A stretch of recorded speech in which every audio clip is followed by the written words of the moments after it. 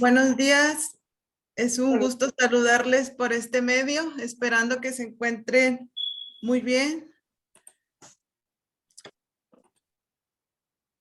Mi nombre es Doris Alonso y a nombre de la Universidad de Pedagogía Aplicada les doy la bienvenida a esta primer jornada de conferencias que se ha preparado para toda nuestra comunidad educativa con el propósito de llevarles temas y contenidos que sean de interés relevantes para ustedes y pues que al mismo tiempo puedan poner en práctica en las áreas o entornos donde se desarrollen. Para dar comienzo a este evento, voy a solicitar de la manera más atenta que en la medida que puedan nos apoyen en tratar de mantener sus cámaras encendidas y cuidar sus micrófonos de no encenderse. Si alguien tiene alguna pregunta, al final de cada ponencia se va a dar un espacio para responder preguntas, o bien también pueden ir dejando sus preguntas en el chat de aquí de la plataforma de Zoom y al final se les dará respuesta. Y antes de dar paso a nuestro primer ponente del día de hoy, me voy a permitir dejar el lugar a la doctora Olga Elizabeth Martínez Treviño, nuestra máxima autoridad y rectora de esta institución, para que nos dé un mensaje de bienvenida. Adelante, doctora. Buenos días.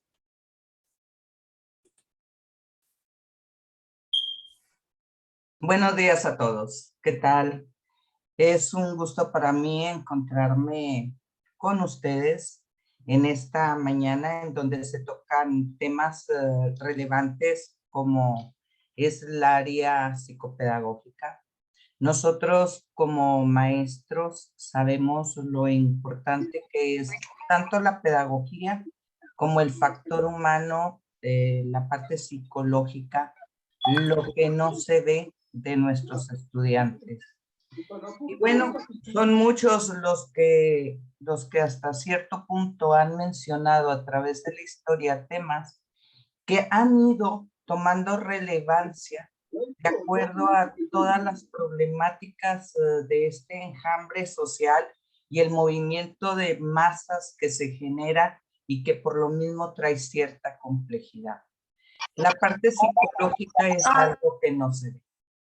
Y hacer esas combinaciones perfectas de nuestras intervenciones en el aula no es tarea fácil, por lo que el factor humano es una de las áreas más nucleares que nosotros como docentes debemos atender. Ya desde sus inicios Sócrates lo dijo, a través de todos sus principios filosóficos hasta llegar a lo más fundamental que viene siendo la vida, el valor a la vida, que de ahí se desprenden después, dentro de toda una filosofía, se concreta en garantías, las garantías individuales, que vienen con grandes pensadores como Montesquieu, que trae el espíritu de las leyes y que después lo vemos plasmado en la Constitución. No es cosa sencilla el combinar la parte de una garantía en donde el ser humano debe de ser respetado por ser persona y nuestra tarea. Hemos visto a través del tiempo cómo va cobrando relevancia el derecho de las personas y las garantías tanto que se plasman en el artículo 3º como es el derecho a la educación. El derecho de la educación, más aparte, el baluarte del reconocimiento de que en el valor de la persona debe de estar ejercida nuestra acción docente. Dentro de las lecturas que he realizado y que me gustaría recomendar y que no está muy estudiado es la parte del estoicismo. Les recomiendo de John Sears Lecciones del Estoicismo. Fíjense que desde el estoicismo habla de una gran rama de lo que es la garantía o el cómo ser feliz o las reflexiones sobre lo que es el pensamiento el cuidado de los pensamientos, el cuidado de los principios, de los valores, de la justicia, de la valentía, principios que debería de tener el ser humano al reconocerse que no solamente opera dentro de su naturaleza de una forma externa, sino también interna. Vemos también dentro de la educación que nos ponen actividades en el cuidado socioemocional, en donde es necesario llevar al estudiante a que tenga un reconocimiento de sí mismo, de su naturaleza, de sus actuaciones, y los estoicos mencionan sobre lo que puedes y no puedes controlar. Al no poder controlar ciertos eventos que dentro de la naturaleza misma se ve y que nosotros vivimos como personas, está el que aunque se hagan situaciones o dentro de los principios que nosotros ejercemos, el resultado no siempre es el que queremos. Y es ahí donde la redundancia de los estoicos mencionan que solamente aquello que puedas controlar, que tú crees que puedes controlar, te va a traer grandes desilusiones. ¿Por qué? Porque no siempre vamos a tener el resultado que nosotros quisiéramos alcanzar. Por lo tanto, los principios del estoicismo, aunado a la reflexión, a la meditación, que nosotros y que nuestras autoridades mencionan que debemos nosotros de tratar en los estudiantes, en el conocimiento de su carácter y del control de sus emociones y la regulación de las mismas, como bien lo menciona Goleman, dentro de lo que viene siendo su libro Inteligencia Emocional, y que después tiene un segundo libro también muy interesante como es Inteligencia Social, que también les recomiendo. Sí, existe una parte o teoría científica que habla de la amígdala como aquella que hace presa de las emociones. Al momento en que nosotros vamos sintiendo toda esa descarga química en nuestro cuerpo, el no sentir, el no percibir que sentimos esas emociones, difícilmente las podemos regular.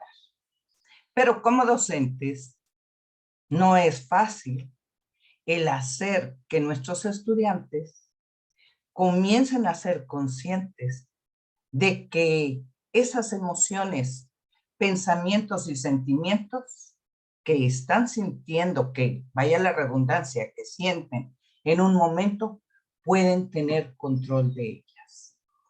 ¿Para qué? Porque el fin de la educación es una buena práctica. ¿Y cómo podemos nosotros regular en un estudiante sus procesos cognitivos y de aprendizaje si no los enseñamos a sentir, pensar, reflexionar lo que sienten para poder regular? Es ahí nuestra tarea. ¿Cómo hacerlo? Existen caminos de cómo hacerlo, pero el principal es el conocimiento. Si nosotros como docentes no nos ponemos a leer sobre el conocimiento de la persona, el saber que nosotros somos los que creamos nuestra realidad y que cada persona es valiosa por sí misma, por lo tanto, no juzgar, no criticar, no enjuiciar, es parte de la función docente. Para poder aplicar dentro de la diversidad de estilos de aprendizaje que tienen nuestros alumnos y dentro de las personalidades que tenemos y que recibimos en el aula. Les voy a recomendar varios libros. De Ainscope les recomiendo Hacia las escuelas eficaces para todos. De Armengol, Trabajo colaborativo. Es importante diferenciar el trabajo colaborativo del trabajo cooperativo. El trabajo cooperativo es dar roles, das roles al estudiante. Le dices, tú vas a aprender de esta página a esta página, vas a dar clase, vas a exponerlo, y Pedrito va de la 20 a la 25 y Juanita de la 25 a la 30. Eso es cortar todo lo que vendría siendo una asociación de conocimientos de lo que el alumno debería de estar aprendiendo, es decir, atomizamos. Carmen Armengol en su libro La cultura de la colaboración propone diferente, es un círculo, la colaboración es un círculo, en donde todos aprendemos lo mismo, pero lo interpretamos y lo procesamos de forma diferente. Y dentro de lo que hacemos nosotros como el contexto escolar, tenemos a Gairín, a Joaquín Gairín, con su libro Texto y Contexto de la Organización Escolar. Y bueno, el que les dije de John Seelers, que lo pueden tener ahí a la mano, se lo recomiendo. Yo espero que estas jornadas sean fructíferas y que les traigan sensibilidad, conocimiento y mucho amor y comprensión por su tarea. Y que sepan que una persona tiene sus heridas, tiene sus historias, por lo tanto, no enjuiciar es muy importante, no criticar es más, no etiquetar es necesario para poder atender la diversidad de estudiantes que tenemos. Bienvenidos y muchas gracias.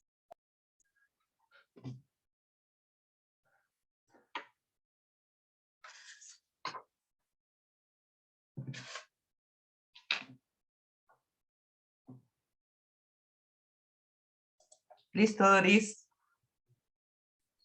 También, Gracias. sí, también Gracias, decirles, doctora. ahorita yo me salgo, los dejo aquí con su tarea. Y bueno, también lean a John Eliot, también, dentro de la parte de la investigación-acción. Lo que queremos es que ustedes sean investigadores de su práctica, reflexionen su práctica y aprendan de su práctica. Muchas gracias. Muchas gracias, doctora. A la orden. Gracias, doctora. Un gusto verle. Aquí andamos, a la orden. Gracias. Muy bien. Sin más preámbulo, me voy a permitir compartir un poco acerca de la trayectoria de nuestro primer ponente. Él es graduado de la Escuela Normal Superior Miguel F. Martínez. Posteriormente tuvo la oportunidad de estudiar posgrados en educación con orientación en innovación y tecnología educativa, así como en psicología educativa. Se desempeñó como docente en educación básica durante 6 años. Después de eso y hasta la fecha, funge como docente de humanidades en la preparatoria plantel CETI 101, en donde trabaja también como colaborador en la red de escuelas asociadas de la UNESCO Nuevo León. También se desempeña como asesor de maestría en el Instituto USAM y actualmente cursa un doctorado aquí en la Universidad de Pedagogía Aplicada. Y es un gusto tenerlo el día de hoy como ponente al profesor Carlos Raúl Montemayor Mora con la conferencia titulada Los derechos humanos y la dignidad humana, análisis de las prioridades en la educación contemporánea. Bienvenido, profesor. Adelante. Muchas gracias. ¿Me escucho? ¿Me escucho? Sí se escucha. Ok, bueno, en primer lugar, pues, buenos días a todos los que nos acompañan, compañeros docentes, alumnos, demás personal también de la escuela. Es un gusto para mí encontrarme con ustedes en esta conferencia el día de hoy. Y bueno, vamos a dar inicio a nuestra conferencia que, como ya les comentaron, está relacionada con los derechos y la dignidad humana, haciendo un pequeño análisis, ¿verdad?, en cómo se puede aplicar dentro de la educación contemporánea de nuestra era. Antes que nada, y para hacer esta conferencia un poquito más interactiva, les voy a solicitar, por favor, si pueden ir entrando al link que les acabo de pegar aquí en el chat. Es sobre la plataforma Nearpod. Probablemente ya muchos de ustedes la hayan trabajado. Va a ser esta dinámica para no solamente estar escuchando, ¿verdad? Aquí todo lo que tengamos que decir, sino también para estar trabajando un poquito, participando, poder escucharlos o bueno, en este caso leerlos, trabajar aquí algunas dudas y integrarlo pues todo lo que estemos comentando, ¿verdad? Y también que ustedes participen para generar un mayor conocimiento dentro de esta misma dinámica. Entonces, vamos a ir entrando con ese link en Earpod. Ya veo que hay algunos que se integran. Daniel, Emily Núñez, Rocío, Catalino. Bueno, ya son bastantitos, ya son bastantitos. Ya no voy a tener tiempo de leerlos a todos porque ya Heidi, José Arturo, Lisa, Ibar. Muy bien. Permítanme, por favor, nada más empezar a compartir la pantalla y ya estamos viendo pues las personas que van entrando. Entonces, vamos a ir dando inicio ahora sí. En primer lugar, nuestro tema, los derechos humanos y la dignidad humana. Análisis de las prioridades en la educación contemporánea. Lo primero que yo les quiero preguntar a ustedes es, ¿por qué es importante hablar de los derechos y la dignidad humana? Aquí vamos a tener la primera pequeña de las actividades que yo les voy a proponer. Ustedes quiero que me escriban cuál es la importancia de los derechos humanos y la dignidad dentro de las escuelas. Vamos a partir de ahí. Como nosotros, como docentes, algunos de nosotros ya sabemos, debemos comenzar por los conocimientos previos. Entonces, quiero que ustedes me cuenten qué conocimientos tienen, porque yo sé que actualmente la mayoría de nosotros tenemos un bagaje sobre este tipo de conocimientos y pues vivimos en una época donde sabemos que es de suma importancia. Entonces, quiero que me escriban cuál es esa importancia. Muy bien, vamos a ver.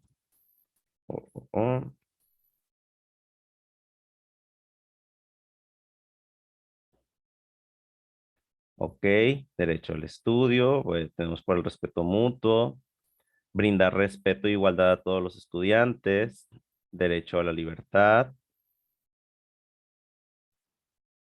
Tenemos garantizar el respeto a todas las personas que forman parte de nuestra comunidad educativa, fomentar la retención fomentar la retención escolar para conocer nuestros derechos y obligaciones, la importancia que tenemos es al estudio, respeto a la libertad de expresión, la integración en trabajos en equipos, para bajar índices de bullying. La importancia es derecho a la educación y respeto mutuo, derecho, respeto, equidad. Nos dan sentido humano. Muy bien aquí, Emily, ya podemos ver un poco más de implicación, pues filosófica, ética y humanista aquí. Como seres humanos tenemos derecho al conocimiento para poder interactuar en la vida diaria, derecho a la libre expresión. Muy bien, inclusión social. Ahora, partiendo de esto, pues aquí ya ustedes también van a poder ver las respuestas de sus compañeros. Este, ahí se escucha medio raro.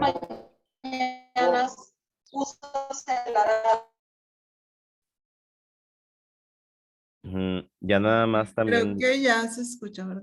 Ya, está un sí, micrófono encendido. muchas gracias. Muy bien. Bueno, a partir de esto, vamos a observar un momento lo que nuestros compañeros nos ponen. Ustedes también lo pueden ver en sus computadoras o en sus aparatos electrónicos. Yo creo que la mayoría de nosotros sí entendemos parte de la importancia de esto. Así que vamos a partir de los antecedentes de la educación del siglo XX.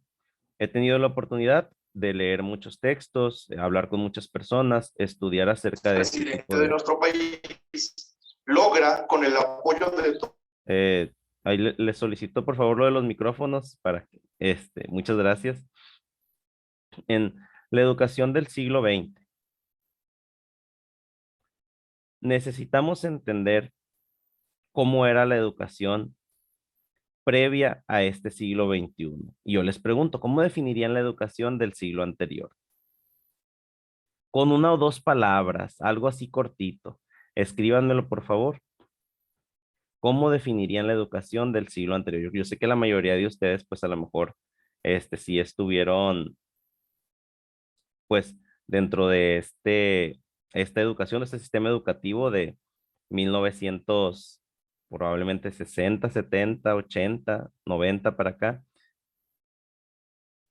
Muy bien, no había tanta universalidad, no había tanto acceso a la educación.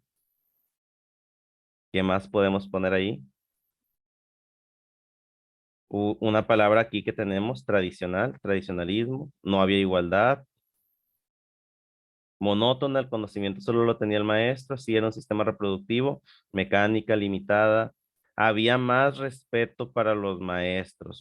Aquí ya tenemos una opinión un poquito diferente. Técnicas de memorización, poca inclusión social, el maestro impartió una cátedra en la que los alumnos no tienen mucha participación, conductual y académica, tradicional, autoritario y conductual, muy bien, rígida, donde todo está en manos del docente, limitante, una educación de libros y nada electrónico, más tradicional, en cierta forma, más disciplinado, enseñanza rígida, el conocimiento era propiedad solamente del docente, la educación con valores, el docente era respetado, dogmática, como un sistema con reglamentos estrictos, tenía valor el docente, la vieja escuela era tradicional, rígida, desigual y tradicionalista, era más teórica y poco práctica. Muy bien. Ahora, ¿qué es lo que con qué vamos a continuar? Ahorita vamos a estar viendo a profundidad cómo era la escuela del siglo anterior. Para empezar, esta estaba basada en la corriente positivista. Partiendo de la Ilustración para acá en México, se retomó esta corriente del pensamiento humano, que tenía el conocimiento científico como cenit, o sea, como el punto más alto, lo máximo a lo que podemos aspirar de nuestro pensamiento y nuestro razonamiento. Entonces, nosotros como seres humanos, a lo máximo que aspirábamos era al máximo conocimiento científico en esta corriente. Por eso, dentro de ella, nosotros como docentes de esa época, pues insistíamos a los alumnos en aprender cosas como matemáticas, ciencias, tanto naturales como sociales, el lenguaje como un medio para la comunicación de este mismo empirismo, y estaba muy enfocado en eso, en generar este tipo de seres racionales. Ahora, la ciencia como finalidad del ser humano. Aquí tenemos dos cosas que entender. Voy a manejar dos términos en latín, que es el finis operis y el finis operantis. El finis operis es el mismo fin del objeto de estudio, ¿verdad? Entonces, la finalidad tiene como objetivo final, perdón, la finalidad de la ciencia tiene como objetivo final la ciencia en sí misma. O sea, el único objetivo de la ciencia es el generar más conocimiento científico. No hay otro objetivo. Mientras que el finis operantis, o sea, la finalidad que le da el ser humano a la ciencia, es la aplicación de dicho conocimiento. Entonces aquí les pregunto, ¿la ciencia es la mayor o debe ser la mayor finalidad a la que aspira el ser humano? ¿Sí, no o no lo sabemos? ¿Pueden ir contestando, por favor?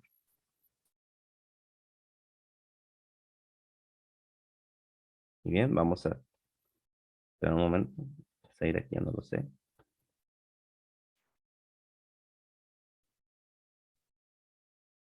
Adelante, adelante.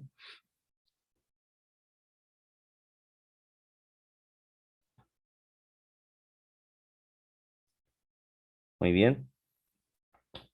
Bueno, partiendo de esto, vamos a continuar ahí. Aquí no me aparecen los porcentajes, pero bueno, lo vamos a dejar para el final. Vamos a continuar. Aquí voy a hacer una pequeña alerta. ¿Y por qué? Porque quiero hacer una observación. No quiero que se malinterprete lo que esté a punto de decir. Partimos del entendido de que la ciencia y el conocimiento científico es muy importante. Sin embargo, el cientificismo es ajeno a toda ética. ¿Qué quiere decir esto? La ciencia es totalmente objetiva. La ciencia aleja lo subjetivo. ¿Por qué? Porque entre más subjetiva sea una ciencia, más variaciones puede haber en los resultados que se obtenga. Por lo tanto, tenemos un problema de desencantamiento de la ciencia en el siglo XX. Las personas entendían que en el mismo laboratorio donde te podían crear medicinas, vacunas, pastillas para tratar diversas enfermedades, también se podía generar, por ejemplo, el gas mostaza. ¿Por qué? Porque la ciencia solamente busca un mayor conocimiento de nuestro entorno, de lo que se puede hacer, de cómo podemos modificar la materia que nos rodea. Pero la ciencia no tiene integrada la ética. Nosotros como seres humanos se la podemos integrar, pero por sí misma no tiene esta capacidad de autorregulación. Entonces, ese es el problema que tuvimos en el siglo XX.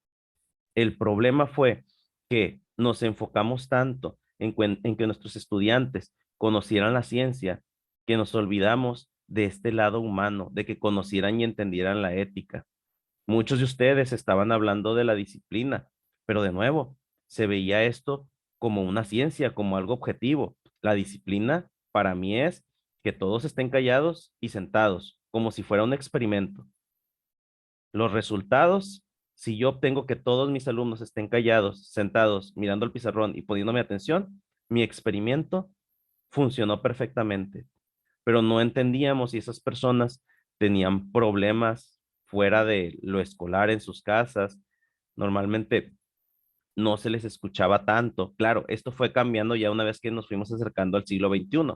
Estoy hablando de una educación un poquito más acercada hacia la mitad del siglo XX o a los inicios de esta. Por eso se retoma el humanismo como una alternativa.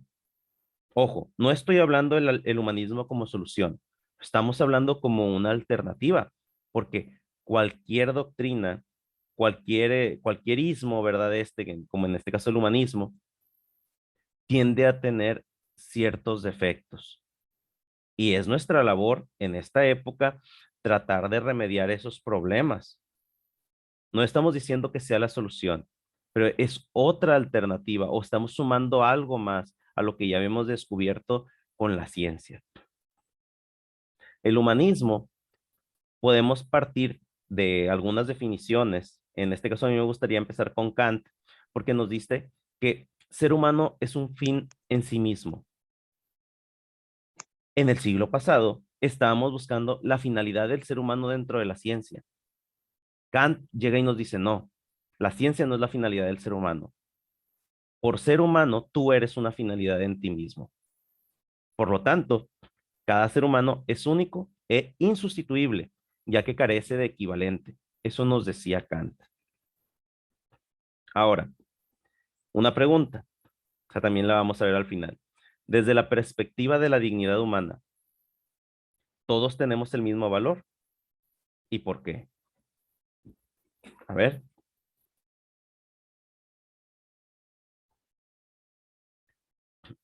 Vamos a poner la actividad. Adelante. Quiero que me lo contesten. Desde la perspectiva de la dignidad humana, ¿todos tenemos el mismo valor? ¿Y por qué? Aquí tenemos un minutito y medio ya que nos queda para las respuestas.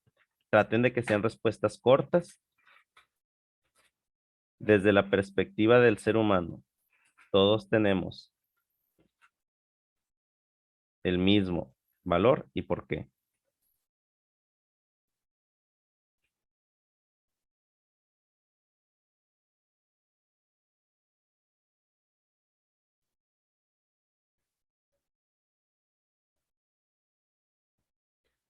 Bien, aquí hay algunas respuestas.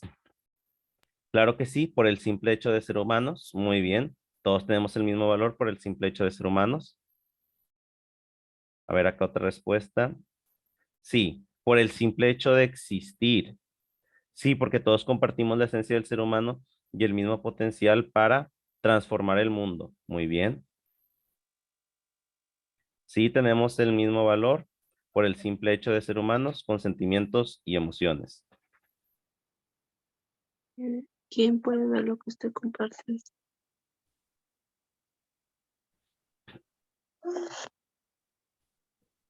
Muy bien. Vamos a ver qué más tenemos por aquí. Tenemos la misma esencia y por ser humanos y de existir, nadie vale más ni menos que nadie, porque tiene valor. ¿Cómo será? Muy bien. Somos iguales y tenemos las mismas oportunidades. Pues sí, todos los seres humanos somos importantes. Muy bien, se acabó el tiempo. Hay una disculpa para los que no tuvieron tiempo de compartir. Aquí como quiera podemos ver las respuestas de nuestros compañeros. Todos tenemos el mismo valor. Yo creo que todos concordamos en esto. Ahora, aquí tenemos una pequeña paradoja de la dignidad. ¿Por qué? Ustedes saben que la paradoja es un absurdo. La paradoja es algo que no puede existir debido a su naturaleza que se contradice. Kant nos decía, si recordamos, vamos a regresarnos un poquito, que cada ser humano es único e insustituible. Por lo tanto, somos diferentes, carecemos de equivalencia. Ahora, y aquí les voy a pedir que por favor en el, en el Zoom no hagan tantas anotaciones porque ya se están viendo aquí unos rayoncitos, unos puntitos. Yo sé que no todos pudieron entrar aquí en EarPod, pero este, pues bueno, es la herramienta que estamos utilizando para que algunos participen, pero pues somos bastantes aquí en el Zoom. Agradeciendo eso también, ¿verdad? Que haya muchos aquí participando. Entonces tenemos esta paradoja, si cada uno es diferente, si ninguno es equivalente a nosotros, entonces no podemos tener el mismo valor. Pero también el humanismo nos dice que nadie vale más ni menos que el otro. Por eso es una paradoja. Yo no valgo lo mismo que tú, pero tampoco valgo menos ni valgo más.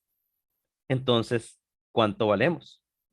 A final de cuentas, y para simplificar, sí, es entendible. Todos tenemos un valor similar. Nadie puede decir que vale más que otro, ni menos que otro.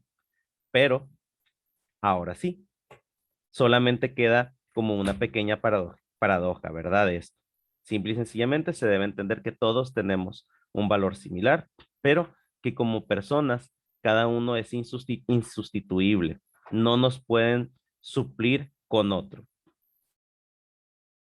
Ahora entramos en el apartado de la racionalidad y la dignidad. Kant mismo nos decía que por estar dotados de racionalidad como seres humanos, podemos crear nuestras propias leyes morales, siempre y cuando sean leyes universales para los otros humanos. Y aquí entramos en otra complejidad. Nosotros tenemos racionalidad a diferencia de los animales.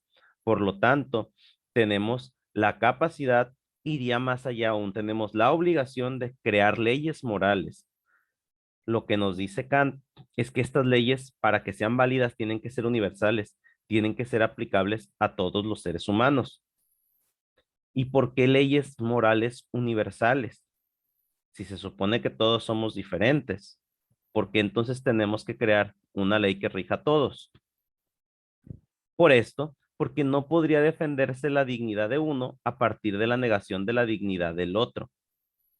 En otras palabras, no podemos decir que alguien tiene más, menos derechos, más o menos, leyes que apliquen a su persona. ¿Por qué? Porque todos debemos ser iguales ante la ley. Tienen que ser leyes iguales porque en esta equivalencia que tenemos relativa, ¿verdad? Porque dijimos que somos diferentes, pero que nadie vale más que el otro, ni nadie vale menos que el otro. No podemos identificar alguna ley que así sí aplique para uno, pero no aplique para otro, porque ahí ya estaríamos generando una pequeña discriminación. Bueno, una pequeña gran discriminación. Partiendo de esto, ahora sí, en 1948, yo creo que la mayoría de ustedes conoce esta imagen, ¿verdad? La Asamblea General de las Naciones Unidas, que se reunió en París, aprobó la Declaración Universal de los Derechos Humanos. Y esto surge como la respuesta a las necesidades del ser humano en relación con la dignidad, justicia y libertad. Muy bien, todo muy bonito hasta aquí, ¿verdad? Ya entendemos que el ser humano debe tener dignidad. Ya hasta nos pusieron una carta de los derechos humanos en el 48. Yo les pregunto, entonces ya todo está resuelto. Ya nos dieron una carta con los derechos humanos. Ya muchos filósofos, yo tomé a Kant como referencia, pero hay muchísimos que hablan de dignidad. Ya todos hablamos de dignidad, incluso nosotros, todos los días en nuestras escuelas Hablamos con nuestros muchachos de derechos y hablamos con nuestros jóvenes de dignidad. Hablamos en nuestras juntas, ya sea de consejos o de academias, de que es muy importante los derechos humanos, que es muy importante el respeto a la dignidad. Entonces, ¿ya no existen problemas?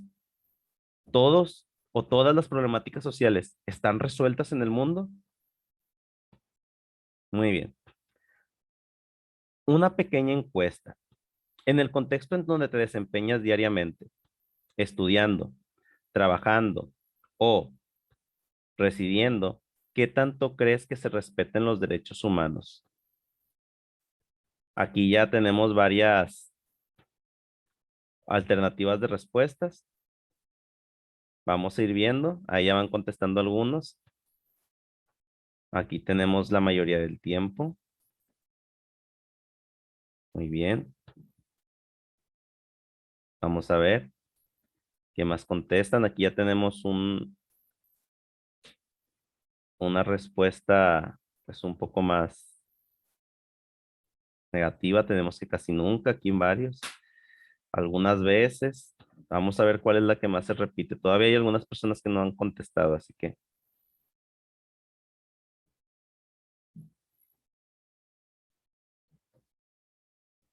muy bien. Tenemos algunos aquí donde nos dice que totalmente se respetan. Tenemos y algunas veces, la mayoría del tiempo. Vamos a ir viendo cómo se va generando nuestra pequeña gráfica de este lado. Hasta ahorita, 40 personas, perdón, el 42% nos ha dicho que la mayoría del tiempo, pero tenemos un 20% que nos dice que algunas veces, un 10% que totalmente es muy poco, tomando en cuenta que, pues en la actualidad, ya todos deberían de respetar los derechos humanos, pero pues la mayoría del tiempo es lo que nos comentan. Después, algunas veces. Entonces, no todo está resuelto, ¿verdad? Como ya vimos. Vamos a continuar. Aquí creo que tenemos otra pequeña actividad. ¿Cuáles crees que sean los principales problemas sociales en la actualidad relacionados con la falta del respeto a los derechos humanos y la dignidad de las personas? Muy bien. Vayan haciéndomelos. Pueden ponerme una, dos, tres situaciones. Igual para que no se tarden tanto, no hay ningún problema, pero aquí quiero ir escuchándolos. ¿Cuáles ustedes creen que sean los principales problemas que aún quedan? Claro, los que comentaron que en la mayoría del tiempo, en algunas veces se respetan se respetan los derechos. Los que dijeron que totalmente, pues no debería haber ya problemas relacionados con esto. Acoso, discriminación. Muy bien. Clases sociales, sobre todo con la discriminación en estas, bullying en general hacia cualquier persona, entonces, en el entorno escolar, ¿verdad? Desigualdad social, la educación desde casa es deficiente, se ha deteriorado, malas amistades, clasismo, acoso y abuso de poder, clasismo, discriminación, falta de respeto, falta implementar los valores en casa desde edad muy temprana, el querer ser mejor el uno del otro, desigualdad, falta de empatía y desigualdad social, falta de valores, violencia y discriminación, bullying, uso adecuado de redes sociales, en este caso nos habla del anonimato, imposición de filosofías. O bueno, aquí supongo que Catalino Blanco nos habla de los discursos de poder, ¿verdad? Que también Foucault nos comentaba. Muy bien, es una buena respuesta. Confusión de términos como lo que son derechos y qué son obligaciones. Muy bien. Falta de empatía, falta de valores, drogas y machismo. Muy bien, aquí ya se comenta este problema, que aún hay crianza que no enseña al 100% el respeto a los demás. Clasifica y fomenta valores como la inclusión y humanismo. Discriminación, conflictos violentos, acoso u hostigamiento, discriminación, sentirse superior a los demás, poca inclusión a personas neurodivergentes. Muy bien, aquí ya se encuentran términos más relacionados con lo mental, ¿verdad? Con lo clínico también podría decirse. Discriminación, exclusión, acoso, no respetar la diferencia de opinión, jerarquía y creer que por tener poder en algún puesto se dañan los derechos de los demás. Muy bien. La falta de valores, se sigue viendo las distinciones entre las personas. La falta de información, así es, la falta del acceso a la información. Imposición de roles sociales que todavía existe mucho. Falta de educación y valores. La violencia, ya vamos a acabar. La creencia de que por tener un nivel socioeconómico más alto debería pisotear los derechos de los demás, así como creer tener superioridad moral. La violencia de género y el desconocimiento de los derechos. Ay, este también, Beatriz, muy importante. Muchos tienen un desconocimiento de los derechos, por lo cual, pues, no hacen buen uso de ellos, o el uso simple y sencillamente. Dejémonos de un buen uso. Entonces, la mayoría de nosotros concordamos que todavía hay problemas que aparecen dentro de nuestra sociedad, como el acoso, el bullying en nuestras escuelas, el hostigamiento. Sabemos que hay pobreza, hay desigualdad social. Estas personas también deben tener derecho y dignidad, pero aún así están esas clases sociales bajas, marginales, en donde lo peor que alguien podría decir, créanme, es que el pobre es pobre porque quiere, porque no. La condición material en la que llegamos al mundo determina muchas cosas y muchas de nuestras posibilidades. Entonces, hay muchos problemas aún. Lo que nos queda a nosotros es identificar el por qué y comenzar a generar acciones para eliminar este tipo de desigualdades, estos problemas de acoso, esta violencia de género que existe. No solamente, y desgraciadamente es así, ¿verdad? Pero no solamente con las acciones que realizamos diariamente generamos un cambio, necesitamos hacer más. Y aquí continuando con la exposición, pues podemos ver que todavía existen muchos tipos de movimientos. Hay muchas personas que alzan la voz día a día para que sus derechos y su dignidad sea tomada en cuenta. No nos vayamos muy lejos. Hace poco tuvimos la marcha del 8 de marzo con relación al Día Internacional de la Mujer, que es la historia de este acontecimiento, pues ha sido una lucha constante. Entonces, no significa que nada más veamos estos problemas con relación a los derechos humanos en lugares como África, donde no tienen que comer, o no sé, en el Medio Oriente, donde a las mujeres no se les deja mostrar su cara. No, también hay problemas aquí.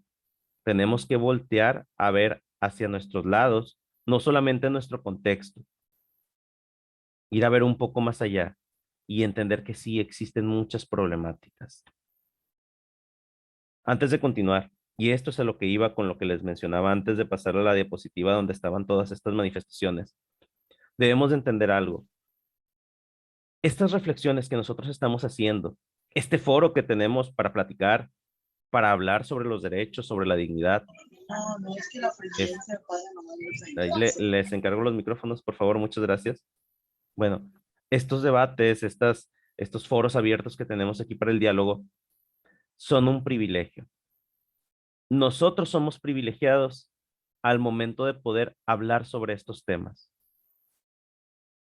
¿O ustedes creen que una persona que día a día está tratando por sobrevivir, tratando de llevar comida a su mesa con una familia numerosa porque no tuvo una buena planificación familiar a falta de una buena educación sexual, tiene tiempo para estar pensando en reflexiones éticas de cómo ayudar a los demás?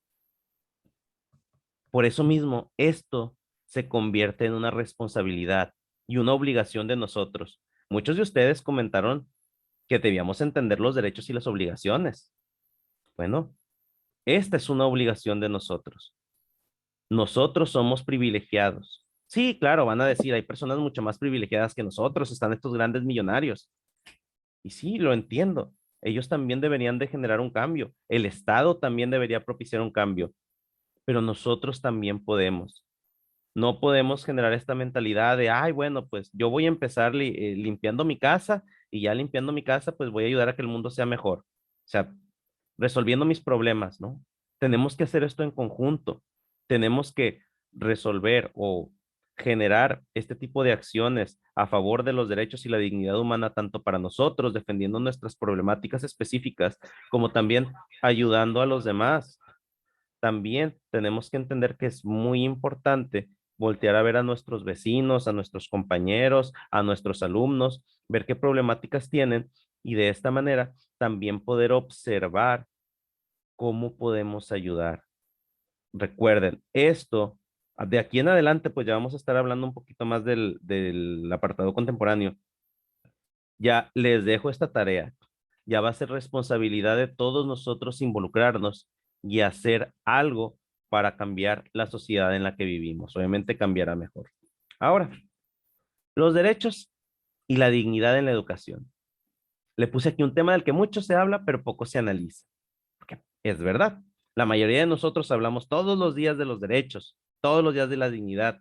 Cada fin de mes que llega una reunión, cada vez que tenemos juntas de padres de familia, cada vez que hacemos cualquier actividad dentro de las escuelas, hablamos de los derechos humanos.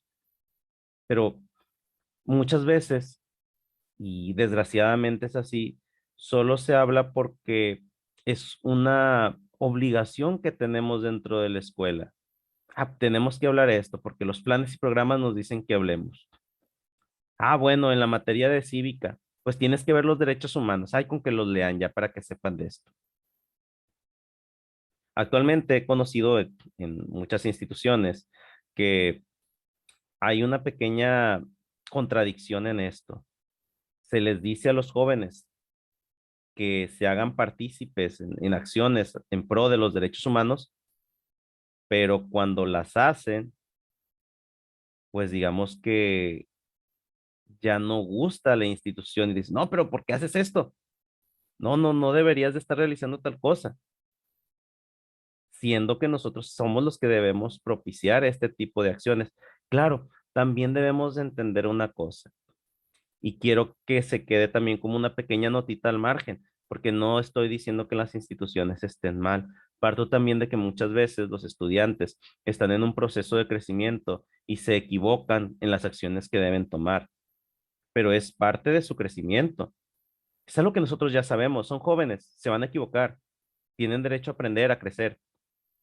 Nosotros somos los adultos que debemos de apoyarlos en ese proceso de crecimiento, no negándoles o diciéndoles que está mal, que no lo hagan, sino ayudándolos, haciéndolos entender la manera correcta para realizar las cosas, que entiendan que existen foros para que ellos hablen, que también tienen derecho a la manifestación, pero hasta para una manifestación debemos de entender cierto protocolo, ciertas cosas que debemos realizar y ciertas cosas que debemos de entender al prójimo también como ser humano, respetando sus derechos.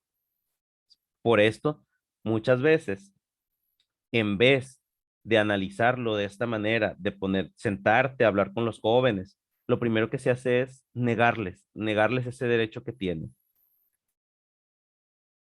Por eso comento, es un tema del que mucho se habla, pero poco nos sentamos como el día de hoy a analizar no solo el lado bonito, sino el lado problemático. No solo lo que hacemos, que son victorias, sino también comentar de las derrotas que hemos sufrido, de estos errores que hemos cometido, porque somos humanos. Por Dios, no creo que ninguno de ustedes sea perfecto, yo no lo soy, nadie lo es. Tenemos errores, tenemos aciertos, debemos entenderlo. Debemos de reflexionar sobre esto también, porque no es una ciencia exacta, la ética sobre los derechos y la dignidad. Es un proceso que se va construyendo conforme va avanzando la sociedad. Lo que hace 10 años se podría considerar una buena acción en pro de los derechos humanos, probablemente hoy no lo sea. Y probablemente lo que hoy hagamos dentro de 20 o 15 años va a tener que cambiar para adaptarse a esa sociedad. Cosas tan simples como las redes sociales han hecho que se cree una nueva rama de la ética prácticamente para entender cuál debe ser el funcionamiento correcto, cuáles deben ser las acciones que se hagan o que no se hagan en este tipo de nuevas tecnologías. Los derechos, los valores, no es algo estático, no es algo inmutable, van cambiando. Muchas veces tenemos ese error. Creemos que, ay, es que los valores que con nosotros nos educaron van a ser los mismos que en esta era. No, los valores también cambian. Los valores no es algo que se inventó hace 50, 60, 70 años. La axiología los lleva investigando desde la época de los antiguos griegos y todavía antes con los egipcios. Y han ido cambiando y se han ido modificando. No es algo que se ha inventado hace una o dos generaciones. Entonces, es importante entender esto, que todo cambia con relación a la sociedad. Todos tenemos los mismos derechos. Yo creo que es algo que nos debe de quedar sumamente claros. Pero les voy a pasar unas imágenes para que reflexionen. Las voy a estar dejando aquí un momento. Partiendo de esta premisa, que todos tenemos los mismos derechos, acompáñenme a verlas.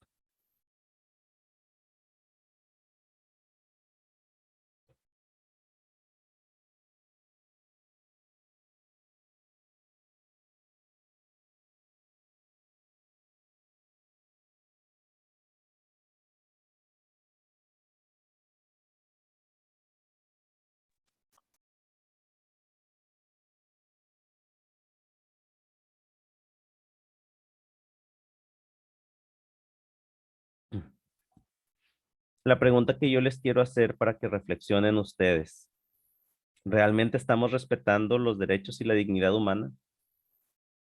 ¿De verdad? Piénsenlo. Estas imágenes nos dejan que pensar. Todas ellas son de el entorno mexicano. No estamos hablando de lugares en Centroamérica o de lugares en África, no. Todas ellas son de casos que se avistan aquí en México.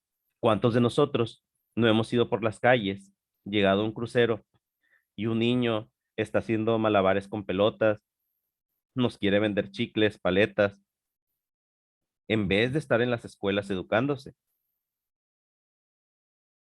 Y la pregunta más compleja es la que muchos encuentran la más simple, tratando de culpar a alguien. ¿Quién es el responsable? Rápidamente algunos pensarán que sus padres, otros que el gobierno, otros que la sociedad misma. Algunos podrían incluso culpar a la corriente económica que actualmente, pues, coexiste, ¿verdad?, en nuestra era. Pero es algo mucho más complejo que todo esto. Las sociedades humanas son un sistema entrelazado, en donde un sistema afecta a otro, por lo que la respuesta correcta es que todos somos culpables. Todos somos culpables de que haya niños ahorita que prácticamente tengan una educación de calidad como las mejores escuelas europeas o las mejores escuelas asiáticas o estadounidenses, y que al mismo tiempo, en ese mismo estado, haya niños que ni siquiera tengan acceso a la educación. Me estoy yendo muy lejos. Que tengan acceso a los alimentos, que tengan acceso a los servicios básicos. Neil Tyson es este personaje tan carismático, no sé si lo hayan visto en programas de Discovery Channel o en National Geographic, también sale mucho en videos de YouTube. Es un astrofísico, escritor y divulgador.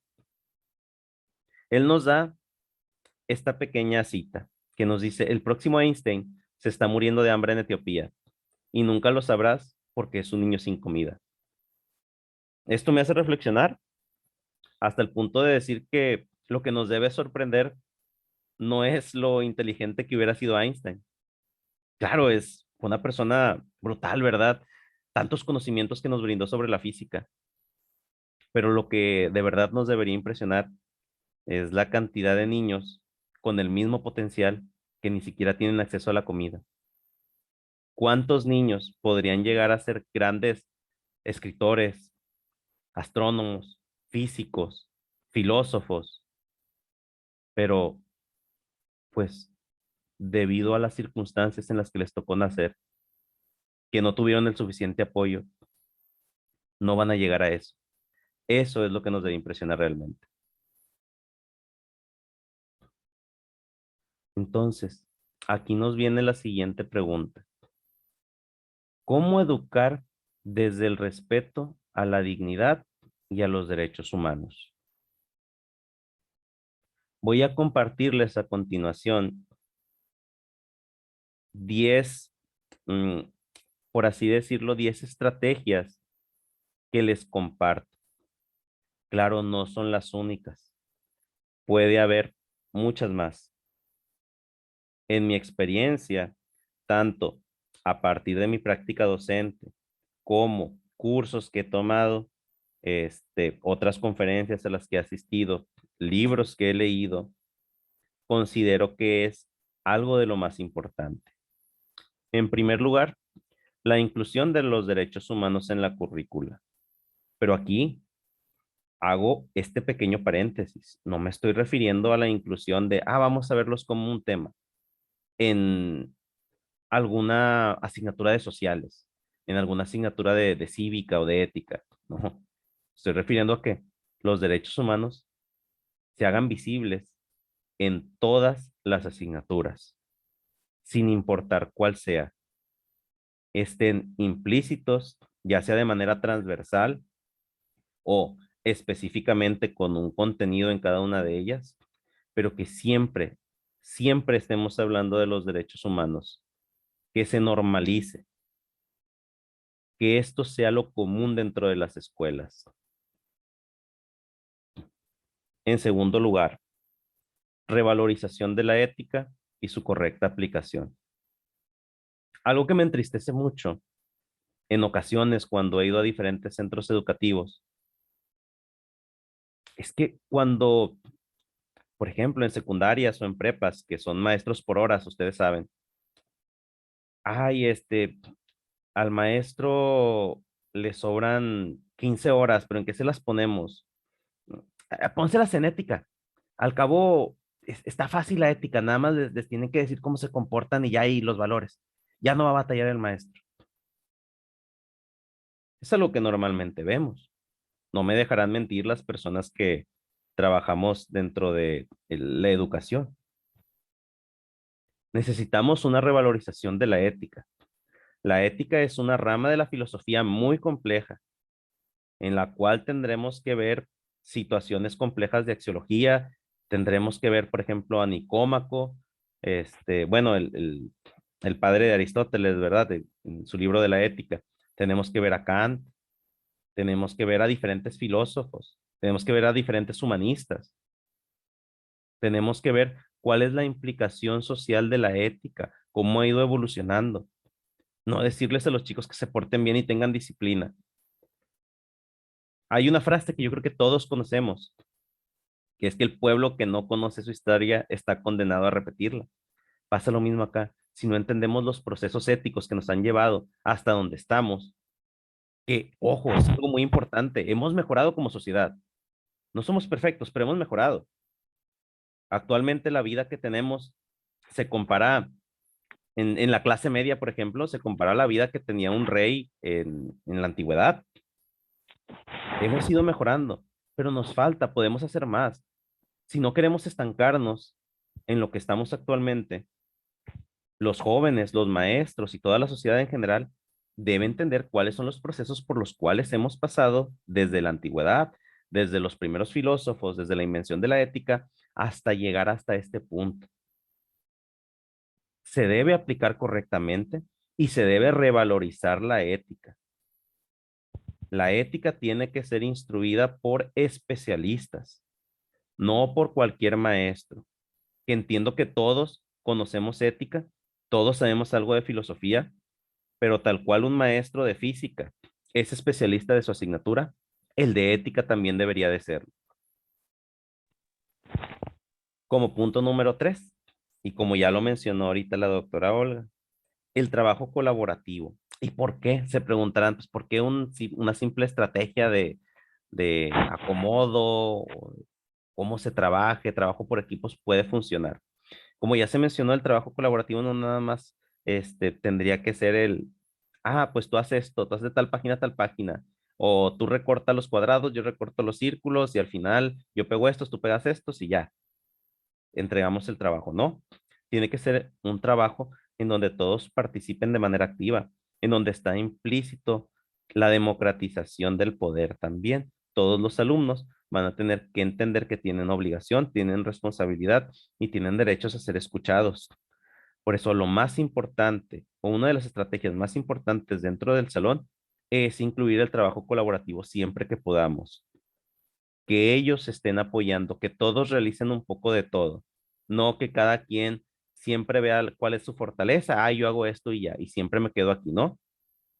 Tiene que haber este tipo de trabajos en donde todos participen, cada uno haga parte del trabajo y cada uno reciba parte del mérito, entendiendo que todos somos iguales, que se tienen que respetar y también entendiendo que muchas veces es complicado. Llegamos a grupos en donde hay grupitos y nadie se junta. Oigan, participen. No, es que me cae mal. No, es que me dice cosas. Por facilidad, ¿qué hacemos? Bueno, trabaja con los de siempre. Eso tenemos que erradicarlo. Todos tienen que trabajar con todos para que entiendan que la persona de enfrente, el otro, el igual que está frente a mí, también tiene derechos. También es una persona que siente. También es un ser humano que puede tener errores, pero también tiene muchos aciertos. Y eso es lo que debemos de propiciar nosotros como docentes. Claro, entendiendo la manera de cómo. No vamos a llegar ahí con todos y decirles, a ver tú, júntate con tal aunque no quieras y ándale ya, porque si no te repruebo. Eso no va a ser una buena motivación, claro está. Tenemos que encontrar la forma. Tenemos que tener tacto. Tal vez este tacto pedagógico, como nos lo mencionaba Van Manen, ¿verdad? En su libro del tacto pedagógico, pues buscar la manera en la que debemos de aplicar este tipo de trabajo colaborativo. A continuación, algo muy importante, no dejar pasar acciones que vayan en contra de la dignidad y los derechos humanos por pequeñas que parezcan. Muchas veces, jijiji, una bromita por ahí. Ay, te empujé sin querer, te pegué jugando. Como docentes lo dejamos pasar porque creemos que es algo mínimo. Cada una de estas acciones lo único que va a hacer es generar un antecedente para que la próxima vez sea algo más problemático. Por lo tanto, por mínima que parezca la acción, intervenir. Y no estoy hablando de castigos, no estoy hablando de señalar a un posible agresor. Estoy hablando de una plática, puede ser generalizada, de un análisis de la situación, entender, hacer entender a la persona que probablemente sin querer, probablemente queriendo jugar, probablemente queriendo llamar la atención del otro, le está generando un problema. Entonces, no revictimizar, tampoco no señalar, sino entender desde los primeros focos de alerta que no es lo correcto, que se debe modificar. No debemos normalizar este tipo de agresiones. Claro, aquí va a ser el punto en el que algunos de ustedes van a empezar a decir, estamos haciendo a los niños de cristal. Mírenlos, no van a aguantar nada. Es que la sociedad es así, la sociedad es cruel. Ellos tienen que acostumbrarse. Pues la sociedad es cruel porque así la hicimos.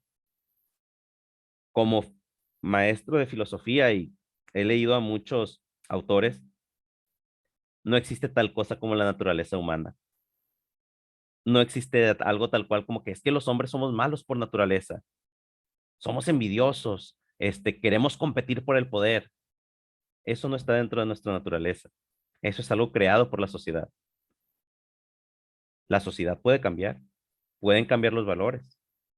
La realidad no siempre es, no siempre fue y no siempre va a ser una tipo de ley natural darwiniana, la supervivencia del más fuerte.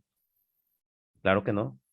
Por eso mismo nosotros avanzamos como especie y otras se quedaron atrás, porque ellos se quedaron peleando por ver quién era el más fuerte, mientras que nosotros colaborábamos y cooperábamos para salir adelante. Si alguno de ustedes tiene ese tipo de pensamiento, lo invito a reflexionar un poco, a leer, a entender que también es cierto, nosotros fuimos creados en otra generación. Hay ocasiones en las que yo también puedo llegar a pensar algo similar. Oye, pues no te hizo nada, ¿por qué te pones así? Les digo a mis jóvenes. Obviamente reflexiono después y entiendo también que las realidades cambian, que lo que me tocó vivir a mí no es lo mismo que les va a tocar vivir a ellos. Así que los invito a que cada vez que vean este tipo de acciones, intervengan, por favor. La siguiente, número 5, respetar la diversidad y las creencias de los demás. Aquí, sinceramente, me voy a contradecir un poco. ¿Por qué? Porque para mí, hablar de diversidad y creencias dentro de este apartado de ética y de filosofía es de lo más complejo. Muchas veces pensamos, ¿pero por qué? Pues hay que respetar a todos. ¿Qué culpa tienen los demás de pensar diferentes? Yo no lo creo y les voy a comentar por qué. Yo no considero que todo deba ser respetado, ni que todas las creencias. O sea, aquí vamos a hacer un alto. ¿Por qué? Porque los límites de la subjetividad van a ser un desafío para el futuro. La subjetividad es esta perspectiva desde la persona, desde el individuo, lo que yo creo. Ok, no tengo problema con decir que debemos tolerar, por ejemplo, una persona que tenga una religión diferente dentro de la escuela. No hay ningún problema. Tú puedes ser testigo de Jehová, cristiano, otro católico, hinduista, budista, todos podemos participar y colaborar.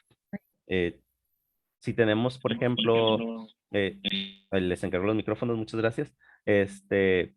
Personas que, no lo sé, eh, crean que la manera de llegar al éxito sea mediante el emprendimiento, otros mediante el trabajo, otros mediante el estudio, creencias diferentes, no hay problema. Entonces, vamos a dejar que todas las creencias valgan, porque yo les pregunto, ¿qué va a pasar cuando al otro lado del mundo unas personas crean que las mujeres no tienen los mismos derechos? Cuando otras personas del otro lado del mundo consideren que las mujeres no deben mostrar su cara en público, ¿qué va a pasar? ¿Seguimos respetando todas las ideas? ¿Seguimos respetando todas las creencias? ¿Qué pasa cuando la creencia de un grupo de personas, que ya pasó esto, cuando la creencia de un grupo de personas las haga pensar que son una raza superior y que deben exterminar a las razas inferiores? Ya pasó con los nazis. ¿Qué va a pasar? ¿Vamos a respetar todas las creencias? Les pregunto yo. ¿O dónde está el límite? Porque actualmente, digo, lo dejamos al sentido común estos límites. Oye, pues sí, tú puedes creer lo que quieras mientras no lastimes a los demás, mientras no afectes a los demás. Pero pues muchas veces estas creencias no aplican igual para todos. Tu creencia me puede afectar y aún así la debo de respetar. Esto se da un ejemplo fácilmente en la estructura social de nuestro país, de México. México es un país sumamente católico. Encuestas recientes nos dicen que el 70% de la población de México es católica. Por lo tanto, muchas de las políticas públicas que se toman en México son tomando en cuenta esta gran mayoría. Por lo tanto, tienen una afectación indirecta a las personas que tienen otro tipo de credo religioso, ¿verdad? En este caso. Entonces me afecta, no me afecta tanto, pero pues te respeto, a final de cuentas, ¿verdad? No es algo que me pueda dañar tan profundamente. Entonces, ¿dónde va a estar el límite? ¿Qué tanto voy a dejar que tu creencia me dañe para yo poder aceptarla o no? Aquí es donde les digo que los límites de la subjetividad van a ser el desafío del futuro. En este apartado de la diversidad y las creencias de los demás, vamos a tener un problema. Esto ya no nos va a tocar a nosotros. Este tipo de problemas les va a tocar a las siguientes generaciones. Pero es algo que no podemos dejar pasar. Es algo que tenemos que ver, tenemos que analizar y tenemos que buscar soluciones y alternativas. Siguiente. Entender la importancia de la condición material o el nivel socioeconómico en la educación. Aquí es algo que muchos sabemos. Un estudio de la APA, ¿verdad? Esta Asociación Americana de Psicología, que todos conocemos por los formatos, esos malditos formatos que nos pueden hacer, ¿verdad? En todas nuestras tesis, en documentos recepcionales, en investigaciones. Por eso lo conocemos, pero a final de cuentas es una asociación de psicología. Entonces, nos dice algo muy importante en uno de sus estudios, que los alumnos que no cuentan con los servicios necesarios para satisfacer sus necesidades básicas no logran retener el 70% de los contenidos que ven en la escuela. Entonces, por no tener los medios para tener los servicios básicos o comida incluso, no retienen el 70% de los contenidos que vemos en la escuela.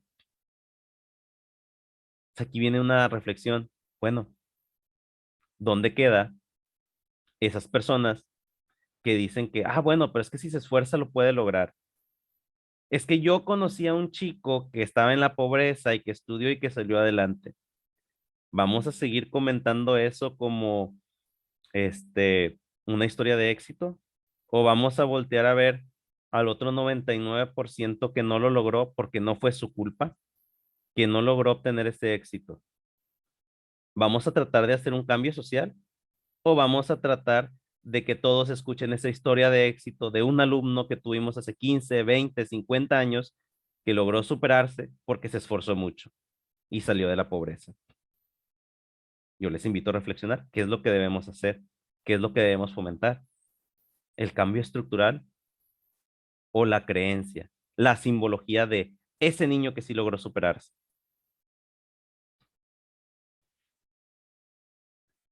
Como punto número 7, tenemos crear organizaciones o comités para la defensa de los derechos de nuestros alumnos. Es muy importante que ellos entiendan y participen dentro de los procesos democráticos que se dan en las instituciones. No les estoy hablando que los metan a los comités de ética que tenemos en nuestras escuelas o a los comités para la toma de decisiones importantes, pero sí que ellos se sientan o sientan ese grado de pertenencia hacia la institución. A lo mejor hacer una mesa estudiantil donde ellos hablen, debatan sobre los problemas, y una vez que ya hayan debatido, un representante puede ir a comentarlos con el director, con los maestros, para llegar a un acuerdo, para que haya un diálogo, para que ellos entiendan cómo funciona la sociedad. Como punto número 8, algo muy importante, lo que se está haciendo ahorita: una capacitación de todos los actores educativos en materia de dignidad y derechos humanos.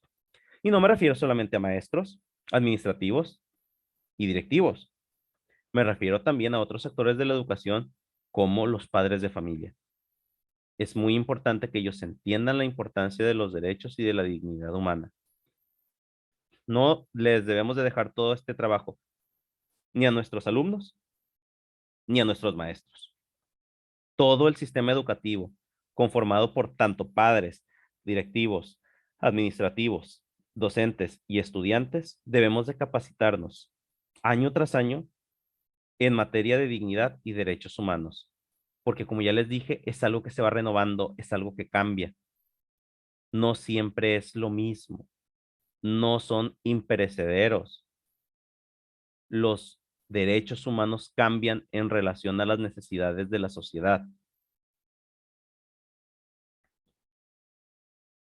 Ya mero vamos a acabar. Solo eran 10, les dije, así que vamos en el 9. Promover la integración de todos y todas dentro y fuera del aula. Este es un punto que no puede ser debatido.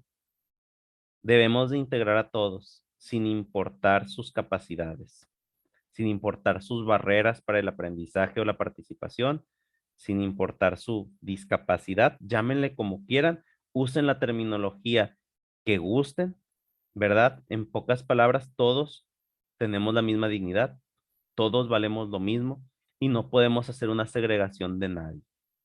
Debemos de promover esta integración o esta inclusión.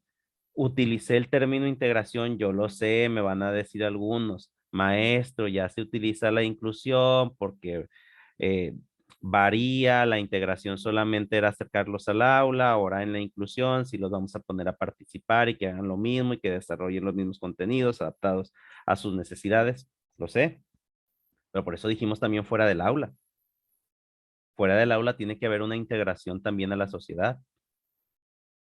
Y a lo mejor no va a realizar lo mismo, pero tiene que entender que está protegido por la sociedad, que la sociedad respalda a todo tipo de personas y también que él tiene obligaciones con la sociedad para sentirse un ciudadano útil.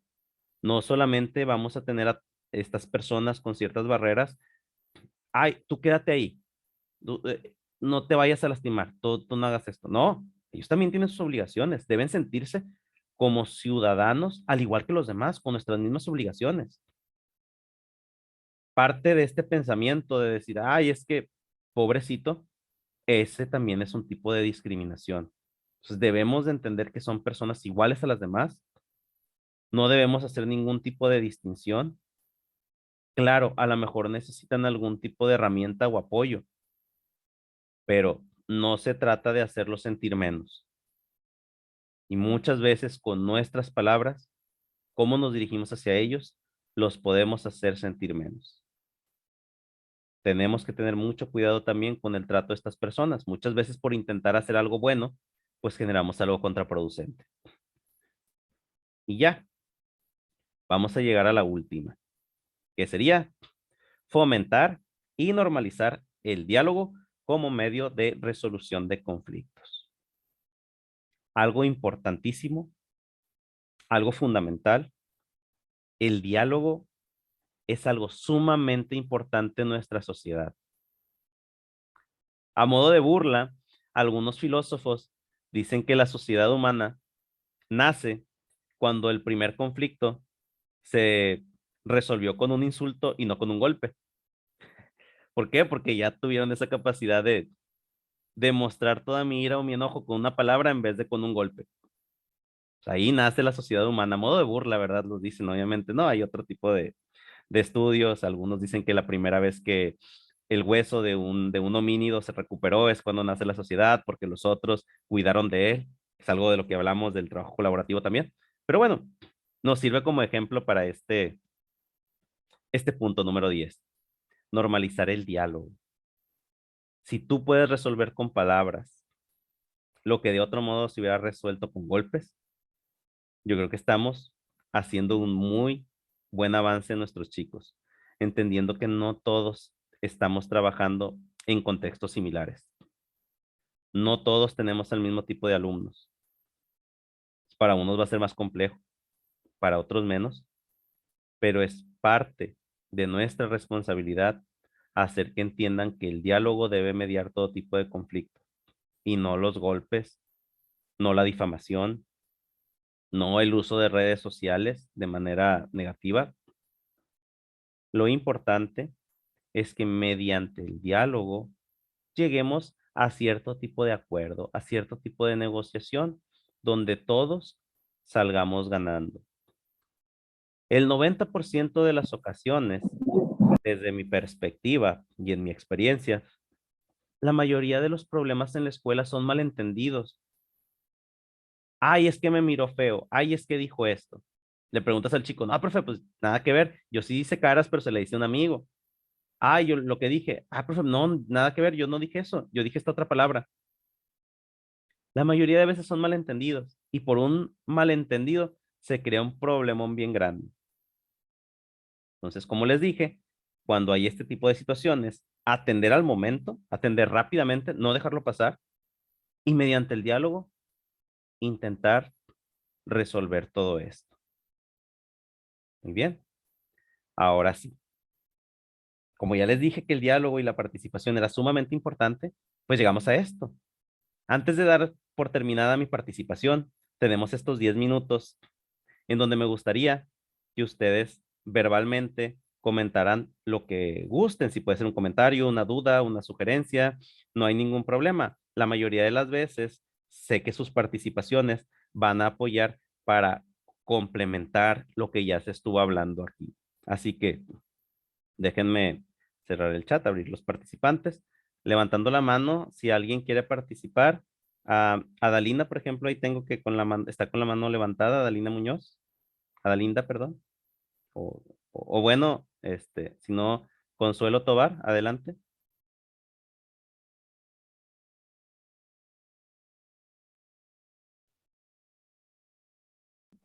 No se Eh, escucha. Sí, Yo adelante. pienso, sí, ya me escuchan. Yo pienso que yo soy maestra de axiología y participo con jóvenes de preparatoria. Es muy importante estos temas, a mí siempre me ha gustado mucho estos temas desde la ética, ya estoy muy vieja, voy para 60 años, entonces en mi tiempo, como decía usted, cambian las formas de expresar los mismos contenidos, pero cambian, ¿verdad? Pero el contenido sigue siendo el mismo. Yo le digo a los muchachos, es muy importante que, por ejemplo, los derechos humanos se respeten y que también nosotros como intermediarios, que estoy en el departamento de psicopedagogía ayudando, seamos signos de diálogo y de modelo para ellos. Sobre todo, usted decía que estos derechos deben de ser respetados y valorados en todos los sistemas. Yo digo en todos los sistemas porque incluyo también al gobierno, porque es muy importante y para mí es muy importante la familia porque es la base de la escuela. Ajá, entonces, tenemos que tener que nuestros jóvenes son el futuro de nuestra sociedad y qué sociedad vamos a tener con valores o sin valores, con derechos o sin derechos. Depende de nosotros como educadores. Gracias. Sí, muchas gracias, maestra, y es correcto. Nosotros que tenemos, como comenté, y no sé si comparta conmigo, maestra, el privilegio, porque este es un privilegio de tocar este tipo de temas, pues entendemos que también es parte de nuestra responsabilidad hacer entender a los chicos que esto es algo muy complejo y que si nosotros queremos tener una mejor sociedad, todos debemos de implicarnos. Muchas gracias, maestra. Miriam Liscano, ¿quiere participar? Adelante.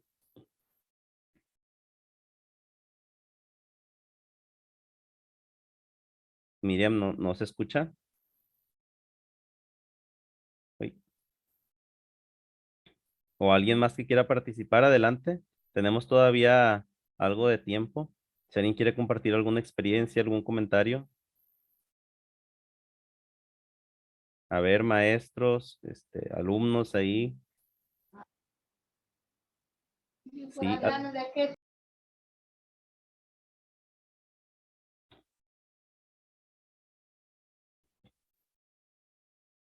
muy bien. UPN 192. Buenos días, mi nombre es Rodrigo Luna, Buenos días, maestro Rodrigo. Adelante. de la Universidad de Pedagogía Aplicada. Creo que, digo, es muy complicado todo esto que estuviste mencionando, eh, sobre todo para comprender esa parte de hasta dónde somos responsables en conjunto, ¿no? Y luego como maestros no estamos preparados. Vaya, he tenido la experiencia de que estás dando clase a un grupo homogéneo y de pronto tienes un alumno invidente, ¿no? Y te quedas pasmado, ¿no? Que no sabes cómo atender a ese alumno. Entonces, ahí es donde no sabes qué hacer y entiendes que tienes que darle el servicio, tienes que darle la atención, tienes que darle la educación, pero al no estar preparado para atender a una persona con esa discapacidad, no te queda más que, al menos al principio, más que sacarle la vuelta, ¿no? Y entonces te tienes que preparar para atender. Por otro lado, los derechos humanos y los derechos de todas las personas, eh, creo que en el, en el, en el andar diario es híjole, es bien complejo porque hay personas que batallan mucho para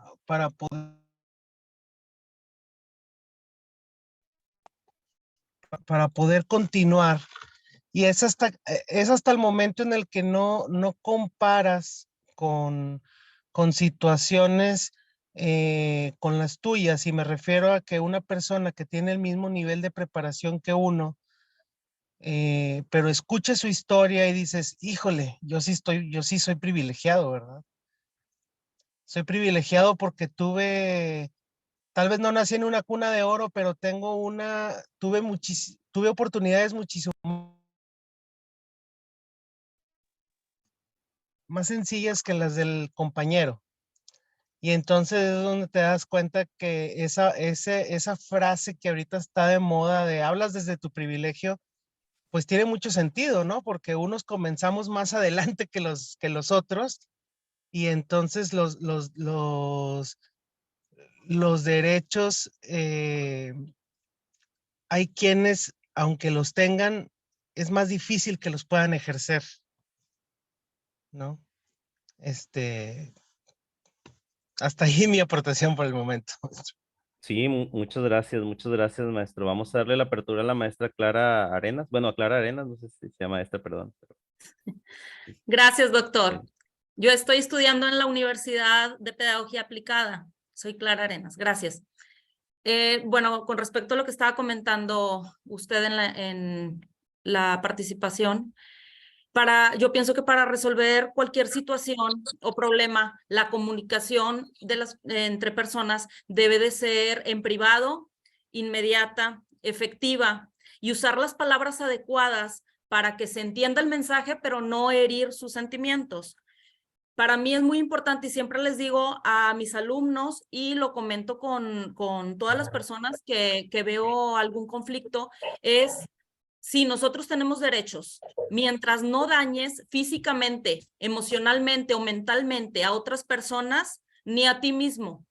Y siempre les comento a mis alumnos, a mis hijos y a todas las personas que cuiden su salud física, mental, emocional, porque pues sí, la familia es la base de todo, pero si no hay estos valores en casa, porque hay muchos alumnos que pues no vienen desde casa todos estos valores, al menos nosotros como maestros se los tenemos que decir, o sea, que se cuiden a ellos mismos y cuiden a los demás también, ¿sí? De no herirlos. Y pues bueno, y ya con eso se evita el bullying, la discriminación y todos esos factores que están afectando ahorita en los alumnos en las escuelas. Gracias, doctor. Eso es lo que quería compartir. Muchas gracias, qué amable. Sí, ¿no? Toda la razón en lo que estaba comentando. Arturo Alonso, adelante. ¿Qué tal? Buenos días. Buen día. Ayer tuve una plática con algunos compañeros del trabajo y algunos de ellos decían, es que nuestros alumnos están cambiando, ya no son los mismos que antes. Y digo, es que eso es mentira. No son los mismos que antes, pero tampoco nosotros como maestros somos los mismos que antes. Y digo eso porque cuando yo empecé a trabajar de maestro, escuchaba lo mismo. Y años más adelante seguí escuchando lo mismo. Entonces, ayer, así como que nunca se me había ocurrido así. Digo, nosotros estamos en un puente donde hemos aprendido diversas formas de ver las cosas por parte de nosotros y de nuestros alumnos.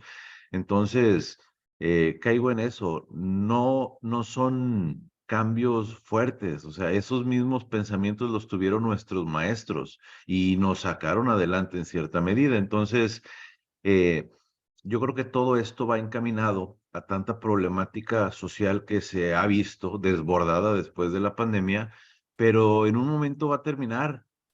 ¿Cuál es el punto? El título de esta conferencia. Primero necesitamos centrarnos en esos derechos humanos para que nuestros alumnos y nosotros, lo que nos haga falta, podemos desarrollar o dignificar una mejor dignidad humana, válgame la redundancia. Entonces, parte de eso, de expresar nuestro sentir con nuestros alumnos de forma de derecho, para que ellos vayan teniendo una respuesta prácticamente similar. he visto muchos alumnos en estos últimos años súper críticos, cosa que no veía antes. Entonces, quizás si consideramos los puntos de vista positivos que van teniendo estas nuevas generaciones, desde ahí podamos hacer algo para redignificar esa mejora en la calidad humana que obviamente se debería de dar por el conocimiento de los propios derechos humanos y así tener un cambio positivo. Muchas gracias, maestro. Antes de darle la palabra a Claudia Sánchez, que también estaba levantando la manita, nada más me espera tantito, maestra. Me gustaría comentar algo con relación a lo que dijo el profesor Arturo.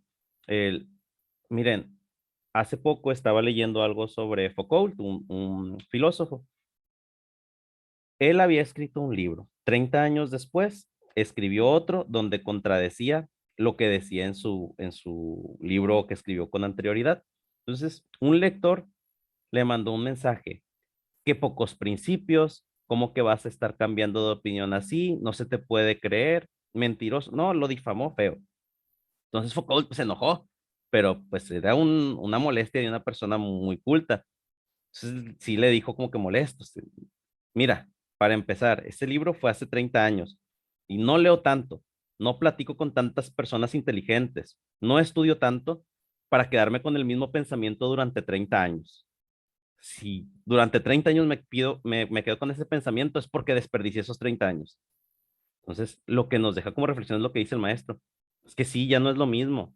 Ni nosotros somos los mismos tampoco, porque conforme pasa el tiempo, sí lo aprovechamos, ojo, sí lo aprovechamos, conforme pasa el tiempo nosotros debemos de ir mejorando. Entonces es algo que a mí se me quedó de lo de Foucault, que me hace pensar de que pues, probablemente de aquí a 30 años, no probablemente, yo me obligaré a mí mismo a que de aquí a 30 años tengo que pensar diferente, porque si no, no habré avanzado nada, me habré quedado estancado. Adelante, maestra Claudia. Buenos días, doctor. Bueno, yo soy alumna de la Universidad de Pedagogía Aplicada Extensión Galeana. Yo creo, pienso, a como oí la conferencia, que tenemos que tener, pues, aplicar nuestros valores, nuestro respeto para poder entender todo y adaptarnos a las nuevas generaciones. Porque yo también, o sea, soy de una escuela tradicional y ahorita, pues, a como están todos los alumnos, creo que sí debemos de adaptarnos, pero siempre y cuando debemos de enseñarles valores, porque sí, los alumnos vienen sin valores de casa. Y bueno, esa es mi pequeña opinión. Ok, muchas gracias. Angélica Medina también quiere participar? Sí, doctor. Buenos días y buenos días para todos. Mire, yo soy estudiante de la Universidad de Pedagogía, Extensión Monterrey. Por aquí tengo mis anotaciones, mi acordeón. Yo pienso que debemos de tener una inclusión educativa en la escuela, vamos, en todas las áreas en las que nos desarrollemos. Y cómo vamos a hacer esta inclusión educativa, pues considero que la vamos a hacer transformándola, haciendo una transformación social y cultural con la participación de los alumnos en cada espacio, ¿verdad? Generando una convivencia intercultural. Con esto los alumnos, pues creo que tendrán una autonomía y una seguridad personal para desarrollarse en los medios que ellos estén, ¿verdad? Y en cuanto a, por ahí mencionaba usted que cómo aprendían los alumnos antes. Creo que los alumnos aprendían antes viendo a los adultos hacer las actividades, ¿verdad? Era una educación empírica.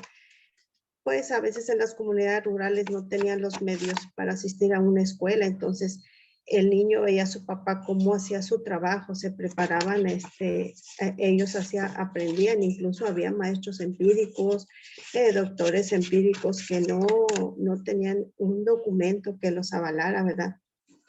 Ya después pues empezaron a estudiar para tener su documento, pero sí me tocó a mí ver a personas enfermeras que estaban laborando, digamos, empírico, sin una preparación. Por eso sé que antes pues los niños aprendían así, viendo a los adultos mayores.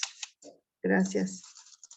Sí, muchas gracias. Aquí también pues rescataré de lo que nos dice, totalmente de acuerdo con lo del empirismo, pues recordando también este apartado de que pues la ciencia es empirista en sí, desde que se desarrolló esta ideología allá en Inglaterra, al mismo tiempo que por el otro lado en Francia se desarrollaba el racionalismo, pues sabemos que, como usted bien dice, la educación del siglo XX fue meramente empírica, ya sea desde el lado científico o desde el lado de los ejemplos que se les daba a los niños. Sí, la idea es que ahorita, pues en la actualidad ya se integró un poco más el racionalismo que viene de la mano con el humanismo, pero sí, completamente de acuerdo con lo que usted menciona. Igual si quieren para terminar, aquí tenemos a Reina Arenas y damos por finalizado, ya porque ustedes tienen que tener también un descanso ahí, vi, porque si no los voy a dejar sin comer. Adelante, Reina Arenas. Sí, hola, buenos días, doctor, y buenos días a todos los compañeros. Es rápido, nada más quería hacer un comentario acerca de lo que comentó usted y los maestros, de que nosotros también cambiamos, sí, así como las generaciones de los alumnos cambian, nosotros como maestros también, pero considero importante que siempre la institución esté al pendiente también del avance y capacitación de los maestros, porque es bien importante que los maestros sepan reaccionar a cualquier detalle que vean en el grupo, ya sea a conductas de alumnos diferentes. Los maestros deben de ser capaces debemos de ser capaces de acuerdo a la situación que veamos, reaccionar conforme, conforme deben de ser, ya sea las políticas de la institución o como nosotros también, de acuerdo a como veamos en el momento, manejar la situación de manera adecuada, ¿sí? Y esto yo creo que sí es bien importante nosotros también estar capacitándonos, estudiando, informándonos, y vamos a cambiar, pero para bien, ¿verdad? Para saber manejar las diferentes formas en que se nos presentan, las situaciones en que se nos presentan a futuro, ¿verdad? Ahorita en la actualidad, como está avanzando todo, las conductas de los alumnos son muy diferentes, y nosotros también tenemos que ser diferentes y tenemos que adaptarnos a ello y saber cómo manejar cada situación, y pues para eso sí tenemos que nosotros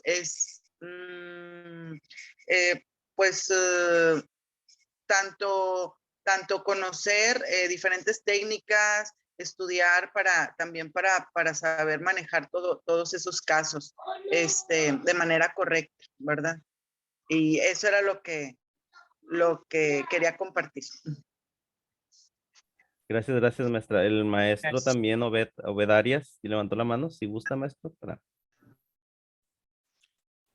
Sí me escucho. Sí, se escucha, maestro. Ok, nada más hacer un pequeñito aporte, pequeñísimo. Bueno, pertenezco a la Universidad de Pedagogía Aplicada en el campus Galeana. Saludo con gusto a mis alumnos de licenciatura en educación, que por aquí están conectados. También de la maestría en calidad en procesos de innovación educativa, mis alumnos aquí están también. Y pues nada más decir que debemos de enseñar predicando con el ejemplo, ¿sí? Ya tengo más de 15 años dando clases en distintos niveles educativos que van desde el nivel básico hasta el nivel superior, y considero que la mejor forma de enseñar es predicando con el ejemplo. Debemos estudiantes y debemos de ser que estos valores que les estamos inculcando los tengamos también nosotros como docentes. Creo que es la mejor forma de que puedan aprender y autorregularse hasta llegar a una metacognición. Muchas gracias. Muchas gracias. Ya nada más ahora sí, para dar por terminada esta pequeña plática que tenía con ustedes. En primer lugar, quiero retomar algo que comentaba la doctora Olga.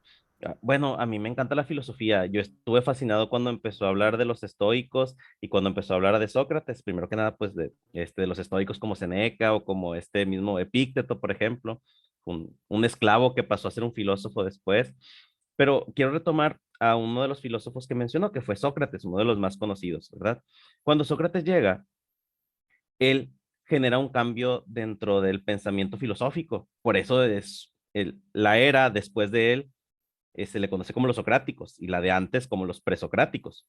Generó un gran cambio. ¿Por qué? Porque él dijo, ya estuvo bueno de buscar la verdad y de todo esto y de escritos y de pensamientos. Vamos a enseñar a los jóvenes a cómo vivir en sociedad, a cómo ser buenos ciudadanos, a cómo participar democráticamente. Una vez que logren eso, ellos van a llegar a la verdad. Y nos soltó una frase. Nos decía que la enseñanza es encender una llama, no el llenar un recipiente. Bueno, con esa reflexión me despido de todos ustedes. Muchísimas gracias. Que pasen un buen día, que disfruten las siguientes ponencias. Eso sería todo. Espero que les haya gustado. A mí me encantó poder pasar este día con ustedes. Sus participaciones muy buenas. También yo salgo aquí aprendiendo y pues bueno, a ver qué es lo que nos tienen los siguientes ponentes, que también trataré de quedarme por aquí un ratito. Muchas gracias. Bye, cuídense. Gracias, doctor. Gracias. Muchas Gracias, gracias. doctor. Gracias, bye.